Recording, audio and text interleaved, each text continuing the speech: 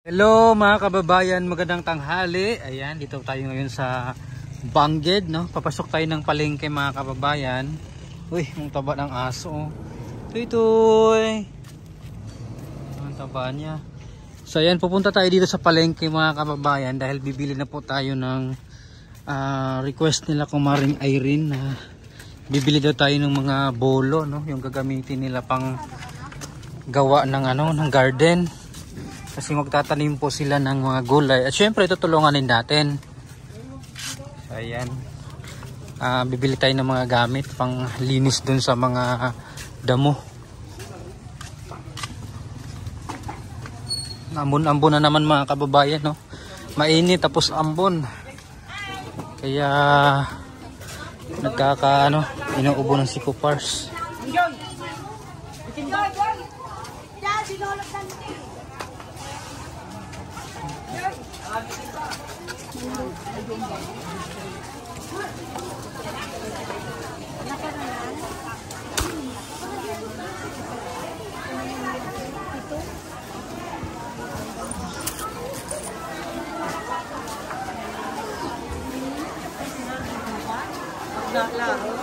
Michelle bagi mo na.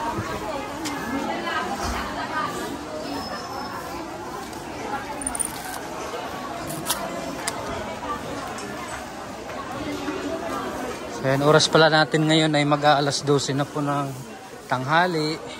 Galing lang po tayo kanina sa Cardona mga kababayan, no? Bumisita tayo dun sa natulungan ni Kupars na isang pamilya na iniwan ng asawa. So ayan, lakad-lakad tayo.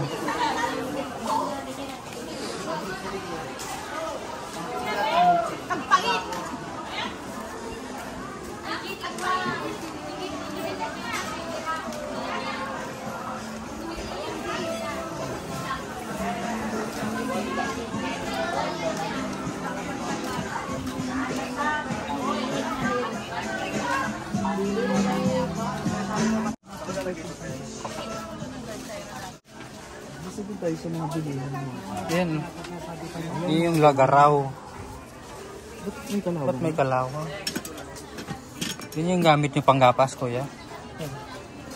Ay hindi, sa mga damo yun, syempre may mga kahoy-kahoy. Yung ang laki? Kasi mabilis na bago magbunga. Yung iba, parang ba't may mga kalawan? Nabasa kasi yun. Kaya sa iba yan. Tapos kuha na mo sila ng ganito. Tama ba? O ito na lang. Hindi, kailangan din nila yung pang ganun, pang bungkal. Dadyo boss yun. Meron sa loob.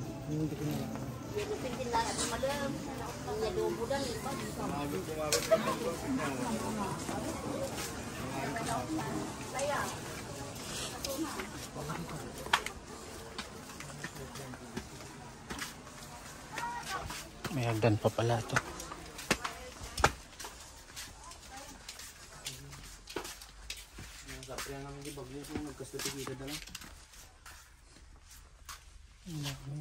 Tingnan mo ko yun. Yung pambungkal kuya, tapos pang putol ng mga May pambungkal ko yung iwan. 120 na. Dinakdol eh. 100. 1 boss. So ayan na, binarot na ni kuya ng karton mga kababayan yung yung itak.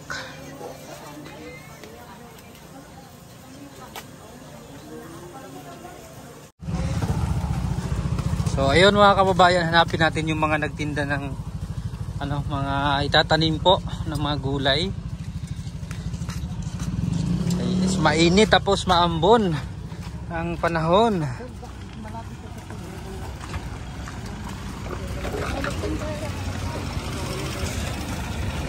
Ayun mga kababayan, maglalakad lang tayo, no. May nakita tayong mga agri-feed supply na tindahan. So magtanong tayo kung meron silang mga pananim na gulay. Kasama natin si Kuya Tutoy. So try natin ditong magtanong kung meron silang mga gulay na ano natin para itanim nila Kumaring Irene at nila Ate Badiday. At syempre tutulungan din natin sila, kababayan. Ayan. Ito yun. Aha. Ano tong ramgo? Hybrid cucumber. Pichay. Ito. Ampalaya. Oo, sitaw. Magkano to? Ampalaya. Sitaw. Ano pa kuya? Ito kasi gumagapang to. Kailangan ng bahay. Wild sa inyo. Oo, mahirap. Kailangan ng plat to eh. So ito pwede tong ano. Tapos ito bahay-bahayan lang to ng mga kawayan. Ano pa ba? Ito kamatis. Try natin kamatis. Talong. Ayan, may talong.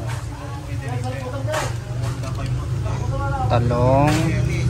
Yung kalabasa kasi kuya, malaking space kailangan niya ito. Pwede ito? Bahay-bahay din? Okay, try natin. Palay. Oh, yung mahaba. Yan. Mga konti lang.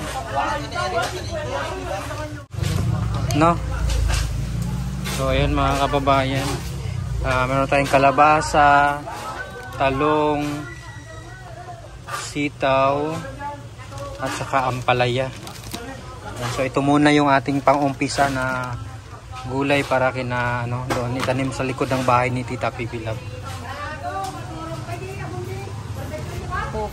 So, ayan mga kababayan, kabili na tayo. Wait lang natin yung sukli.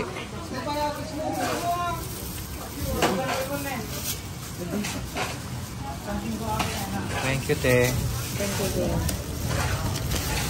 Okay, let's go. A few moments later. Ano ito? Wow!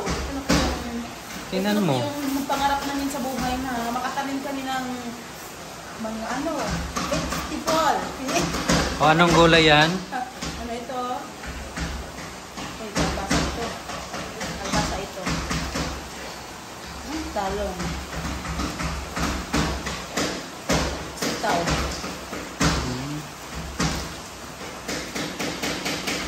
Ampalaya. So, ayan. So, kaya itanim? Itanim namin doon sa ano baba. Tapos, pag walang klase kami, mag-ano kami doon. Yan ang gagawin namin, mag-ano kami, mag-linis kami doon sa ano garden namin. Para matanim kami ng gulay. So, kayo lang? So, kayo lang talaga, hindi kami kasali? Bakit naman? At tayo? Kaya nga, kasi akala ko pa naman so, ayaw nyo kami isama sa pag maglinis, gano'n. Oo, kasi tutulong din ko yung si Kuya Totoy, sabi niya. Tutulong daw siya maglinis ng mga damo-damo, gano'n. Gusto na kami na ano. So, handa ka na bang magtanim? Ay, handa na. Okay.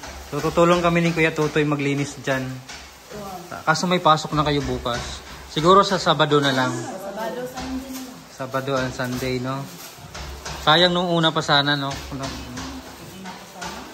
Nakatanim na sana. Pero okay lang yan. Kasi nandito naman. At least pag mamungan na yan or tutubo na yan, hindi na tayo bibili ng gulay. Malaking tulong na yan. At saka magtanim tayo ng malunggay din. Wala tayong malunggay dito. Oo, magtanim tayo ng malunggay. Meron sila Kuya Totoy doon. Hingi tayo ng sanga. Sanga. So, ayan mga kababayan, no? Sa Saturday, pag wala silang pasok. Kasi bukas may pasok na po sila.